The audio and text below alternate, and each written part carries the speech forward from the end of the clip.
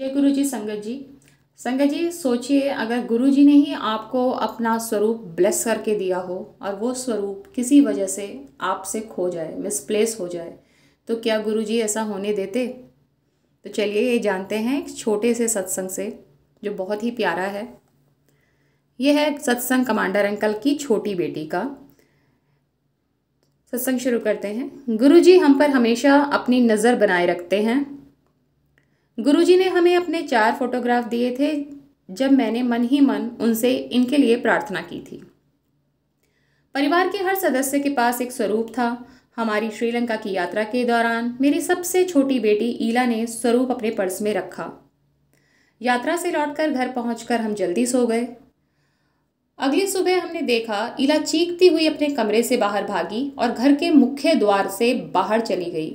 इससे पहले हम कोई हस्तक्षेप करते वो वापस अंदर आ गई। इस वक्त सुबह के तकरीबन 9 बजे थे। जब हम एक साथ नाश्ता करने बैठे तब हम उससे जानना चाहते थे कि आखिर उसे हुआ क्या था। उसने बताया कि रात को उसने पर्स से कुछ कागज़ कूड़े में फेंके थे और अनजाने में गुरुजी का स्वरूप भी उनके साथ कूड़ेदान में फेंका गया। घर का बाकी कूड़ा उसके ऊपर कूड़ेदान में डालकर मेरी पत्नी ने उसे घर के बाहर रख दिया ताकि कूड़ा उठाने वाला कूड़ा ले जा सके। 3 अनोखी बातें हुई। उस सुबह कूड़ा उठाने वाला अपने निर्धारित समय सुबह के 8 बजे नहीं आया। जब तक मेरी बेटी को अपनी अनजाने में हुई भूल का आभास नहीं हुआ वह वहां नहीं पहुंचा।